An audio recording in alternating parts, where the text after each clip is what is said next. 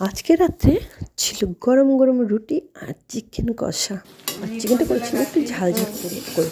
আর সারাটা দিন আমরা আজকে বাইরে খেয়েছি, যার জন্য ঘরে সেরকম রান্না হয়নি। তো পুরো ভিডিওটা কিন্তু তোমরা দেখো, ছোট্ট ভিডিও, একটুখানি 1 মিনিট কয়েক সেকেন্ডে হবে। তো এখানে মিট মশলা দিয়ে চিকেনটা করে নিলাম, অল্প একটু করেছিলাম, শনিবার তো স্যাটারডে বলে নিরামিষই খাওয়া হবে। তো রুটিটা করেছিলাম গরম জল দিয়ে।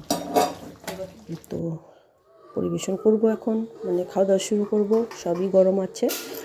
তো দুটো করে রুটি নিয়ে নিলাম আর নিয়ে নেব চিকেন কষা। তোমরা পাশে থেকো, পুরো ভিডিওটা দেখো, লাইক শেয়ার সাবস্ক্রাইব অবশ্যই করো, আর কমেন্টও করো, তাহলে আমার ভুলগুলো আমি বুঝতে পারবো। আর এই ছিল রাত্রের মেনু।